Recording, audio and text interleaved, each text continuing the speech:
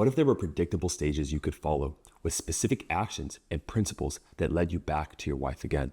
That sounds pretty good, right? Well, across the past years, we worked with 5,000 clients alone, and I'd be pretty stupid if I didn't see clear patterns from the marriages we saved and what exactly they did to get her back. So today, I am taking one of the most recent men in the program who went from this. I never really loved you. I'm never going to let you touch me again.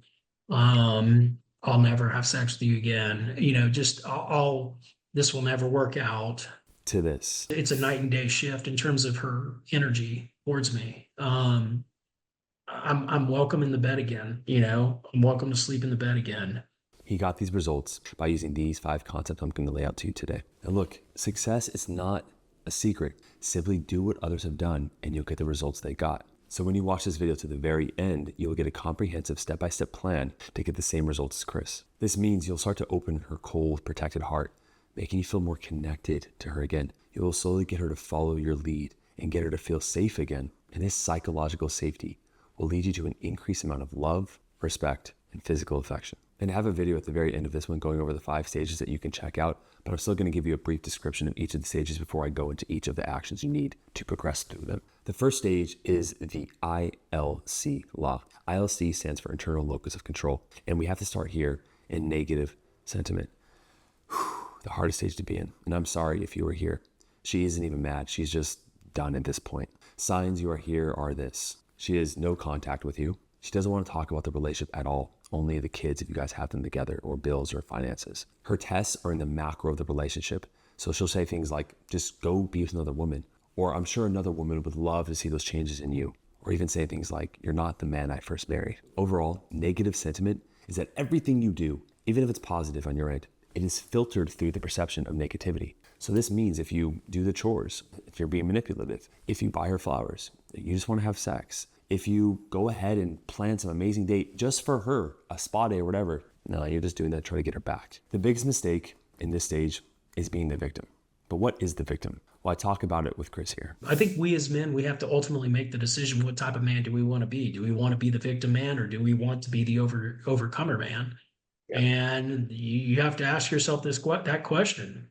How is this the best thing that's ever happened to me, actually? And then if you start answering that question, and maybe you write it down, as things started deteriorating again, it was like, okay, well, Chris, do you want to go down that path again of being the blame game, or do you want to have the locus of control? Do you want to take ownership, take extreme ownership, and start making changes to yourself, for yourself, by yourself, with a team, obviously, and with a group?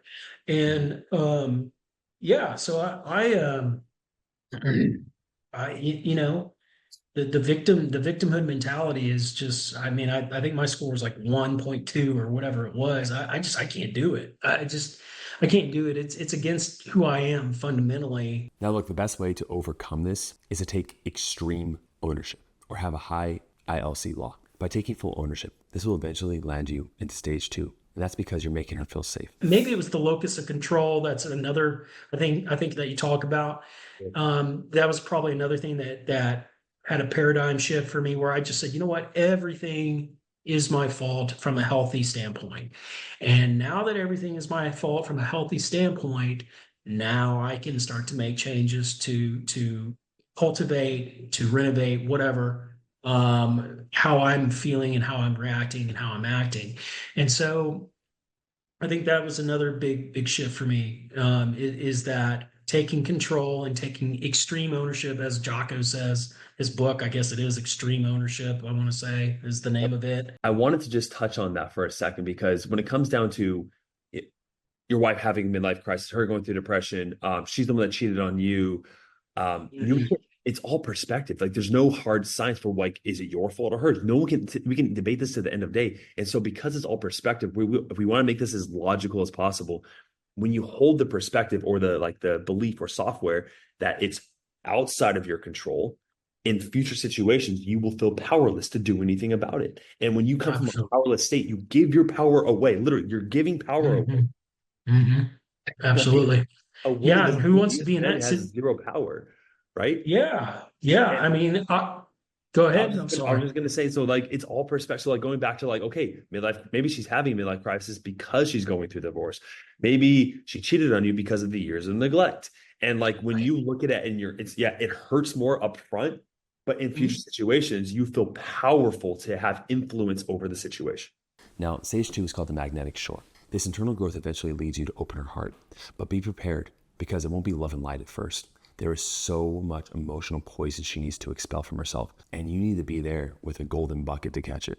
So, stage 2 is the resentment switch. In this stage, she is not testing the macro of the relationship anymore, but rather the micro, your behaviors and who you are as a person. She'll be coming at you, spitting all of this venom and just telling you how much you let her down, how much you're not the man for her, okay? But don't take this as she doesn't want to be in the relationship.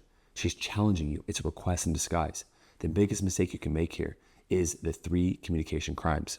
You can react, get defensive, or escape internally or externally. What do these look like? Well, let's say your wife says to you, "You broke my boundaries too many times.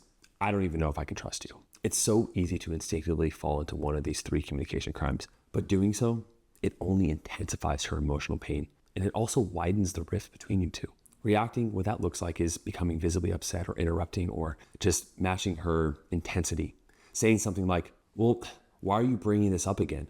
I've already told you that I'm changing." This tells her that you're prioritizing your own emotional discomfort over truly hearing her. This undermines her need to feel respected and heard. Defending, what it looks like is jumping to explanations or justifications like, "I didn't mean to do that," or "You never said it bothered you." This shifts the focus from her experience to your intentions, which can make her feel dismissed and invalidated. And then finally, there is escaping. You're withdrawing emotionally or physically, going silent and avoiding all of the conversation altogether.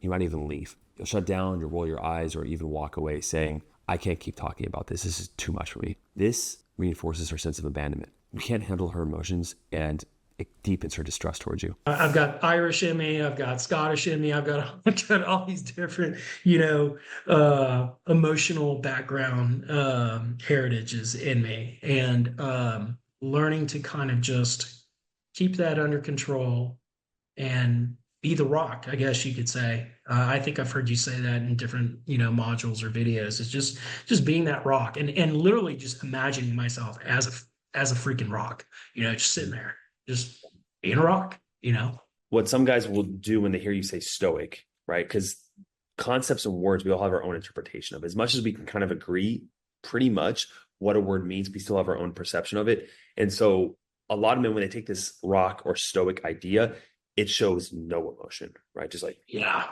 and right. that's equated to stonewalling, which is like completely shutting down, which is the Sure. worst you can give a woman. So I will say, like, instead of a rock, like a magnetic rock, if you will, right? So Yeah.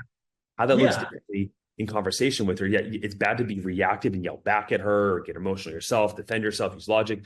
But when you're being unreactive, which is what we teach, which helps a lot of guys go from blowing up and being feminine, right, to like being more unreactive is better. But taking it to the final echelon is about like leaning in and understanding and having an open heart. Mm, As cliche as it yes. sounds, like a lot of guys will close their heart when they're being stoic. And Hmm.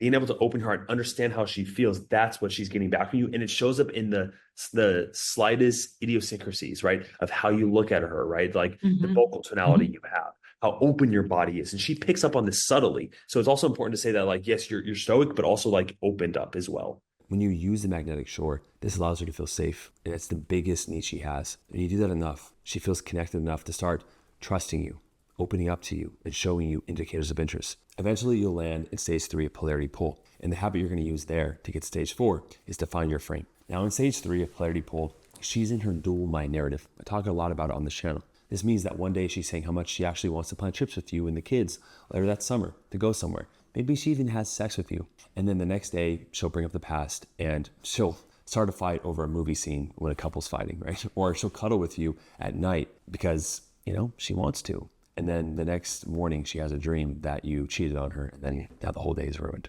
To overcome this, you must embrace and find your frame. I think one of the biggest insights for me probably was frame that you talk about, having a very strong, healthy frame.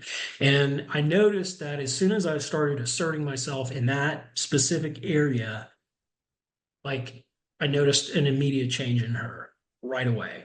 where she was, she could be flipping out, whining or complaining or criticizing me or whatever.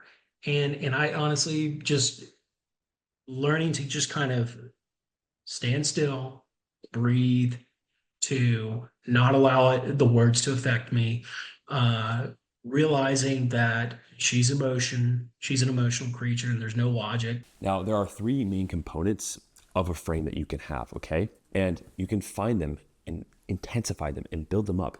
And that creates more respect and safety again within her because she'll fit in your frame. You'll have this masculine safety. The first is finding your values. Now, there's a whole values exercise you can click down below. All you do is you find your top 5 values, write them down, and just know them, okay? Those are signposts towards how you engage in difficult situations where you feel ambiguous. The second is your boundaries. Now, your values tell you what you want, but your boundaries show that to the external world. So as an example, let's say you value honesty above all else, and there's something that happened to you, right? You did something that you never told her, and that's eating her alive, but she doesn't even know why. And as much as you feel conflicted because maybe she's lied to you in the past so you can justify your lies, or maybe it happened at a time when you guys weren't even together, you were just dating at that time, you weren't even married yet. But if she values transparency and you value honesty yourself, as difficult as it may be, you would have to bring that forward into the relationship and let the chips fall where they may. The last part of your frame is your belief system. Now, many men have faulty beliefs about love, needs, respect, marriage, their wife,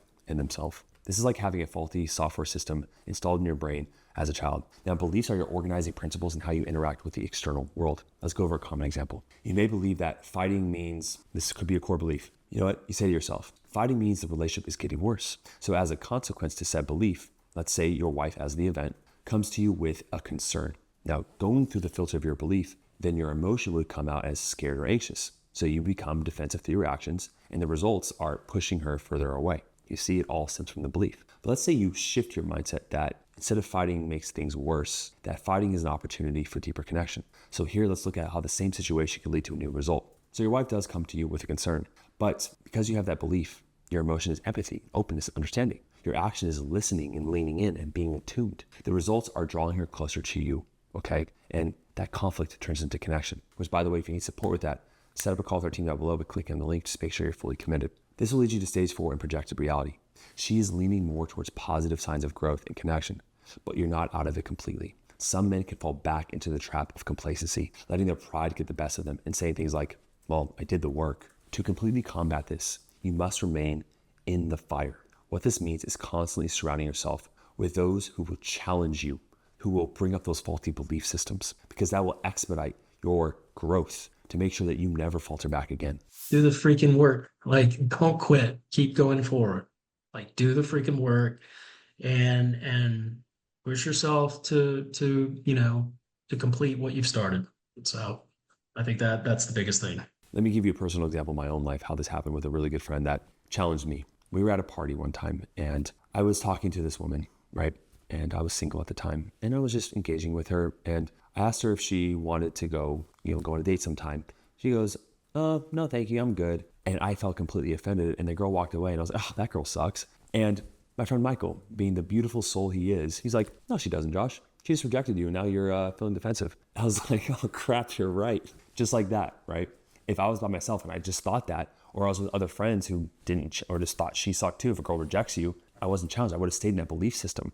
I know it's a minuscule example, but it proves the point that if you have other men that are in this higher paradigm that can see the world differently, they can immediately challenge your beliefs and autocorrect where you've been following and failing with your wife. You see how that works? It happens every single day on our group calls, on war room calls, and just within the course and program itself. Eventually, this will lead you to the final stage. And at this stage, this is where you feel completely secure in your relationship and it opens you up towards serving other people and being more creative in the world and just having that secure base, okay? Being safe with her and just feeling at peace again. And I want you to get there. And again, you guys can set up a call down below if you need support with that. Thank you for watching the video. Check out this other client story right here. It's a really good one who the guy thought he was hopeless, was never going to save the marriage, stuck with it. It's a beautiful story. So I would check that out. Thanks for watching and I'll see you in the next one. Cheers.